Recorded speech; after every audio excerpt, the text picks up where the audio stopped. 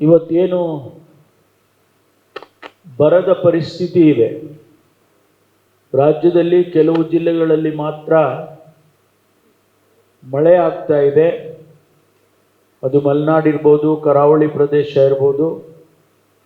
ಆ ಭಾಗದಲ್ಲಿ ಮಳೆ ಆಗಿ ಕೆರೆಗಳಿಗೆ, ರಿಸರ್ವಾಯರ್ಸ್ಗಳಿಗೆ ನೀರು ಬರ್ತಾ ಇರ್ತಕ್ಕಂಥದ್ದು. ಈಗಾಗಲೇ ನಮಗೆ ಇರುವಂಥ ಮಾಹಿತಿಯ ಪ್ರಕಾರ ಕಾವೇರಿ ಬೇಸಿನ್ನಲ್ಲಿ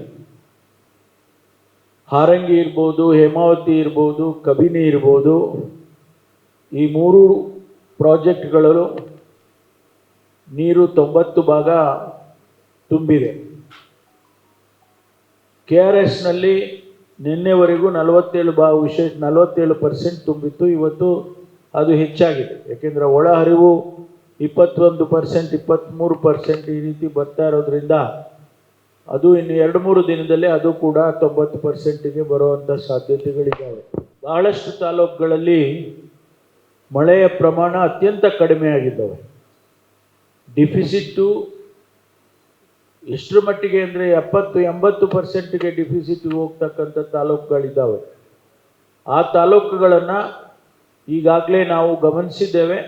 3 ವಾರ ಕಂಟಿನ್ಯೂಸ್ ಆಗಿ, 4 ವಾರ ಕಂಟಿನ್ಯೂಸ್ ಆಗಿ ಡ್ರೈ ಸ್ಪೆಲ್ ಬರ್ತಕ್ಕಂಥವು 111 ತಾಲೂಕುಗಳು ಇವತ್ತು ನಮಗೆ ಕಾಣಿಸ್ತಾ ಇದ್ದಾವೆ.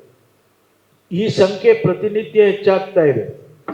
ಅಂದರೆ ಯಾವಾಗ ಮಳೆ ಬರ್ತಾ ಇಲ್ಲ, ಆ ಡಿಫಿಸಿಟ್ ಜಾಸ್ತಿ ಆದಮೇಲೆ ಅದು ಹೆಚ್ಚು ಸಂಖ್ಯೆಯಲ್ಲಿ ಬರಪೀಡಿತ ಪ್ರದೇಶಗಳು ಆಗ್ತಾ ಇದ್ದಾವೆ. ಆದರೆ ಒಂದು ಅಂಶವನ್ನು ನಾನು ಇಲ್ಲಿ ತಮಗೆ ಕ್ಲಾರಿಫೈ ಮಾಡ್ತಾ ಇದ್ದೇನೆ. ಬರಪೀಡಿತ ಪ್ರದೇಶ ಅಂತೇಳಿ ಘೋಷಣೆ ಮಾಡಬೇಕು ಅನ್ನುವಂಥದ್ದು ಶಾಸಕರುಗಳು ಕೇಳ್ತಾ ಇದ್ದಾರೆ, ಜನಸಮುದಾಯದವರು ಅಲ್ಲಿ ಕೇಳ್ತಾರೆ. ಆದರೆ ಕೇಂದ್ರ ಒಂದು 10 ನಿಯಮಗಳನ್ನು ಕೊಟ್ಟಿದ್ದಾರೆ. 2020ರಲ್ಲಿ ಮಾಡಿದಂಥ ನಿಯಮಗಳು.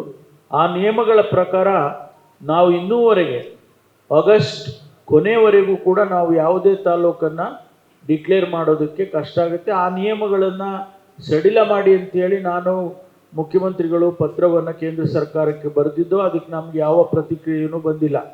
ಆದರೆ ಆ ನಿಯಮಗಳ ಪ್ರಕಾರ ಅದು ಮಾಯಿಶ್ಚರ್ ಕಂಟೆಂಟ್ ಇರ್ಬೋದು, ಸಾಯಿಲ್ ಟೈಪ್ ಇರ್ಬೋದು, ಆ ಮಳೆಯ ಪ್ರಮಾಣ ಇರ್ಬೋದು, ಈ ಎಲ್ಲ ಅಂಶಗಳನ್ನು ಗಮನದಲ್ಲಿಟ್ಕೊಂಡು ನಾವು ಮಾಡಬೇಕಾಗ್ತದೆ. ಅದಕ್ಕೆ ಇನ್ನೊಂದು ಸ್ವಲ್ಪ ನಾವು ತಡ ಆಗ್ತದೆ ಡಿಕ್ಲೇರ್ ಮಾಡೋದಕ್ಕೆ.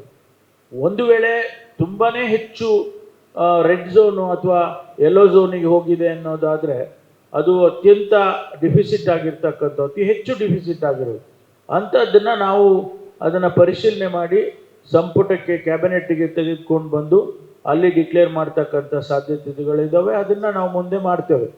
ಇದನ್ನು ನಾವು ಬಹಳ ವಿಸ್ತಾರವಾಗಿ ಇವತ್ತು ನಮ್ಮ ಇಲಾಖೆ, ಕಂದಾಯ ಇಲಾಖೆಯಿಂದ ಒಂದು ಪ್ರೆಸೆಂಟೇಷನ್ನು ಕೂಡ ಕ್ಯಾಬಿನೆಟಲ್ಲಿ ಕೊಟ್ಟಿದ್ದೇವೆ.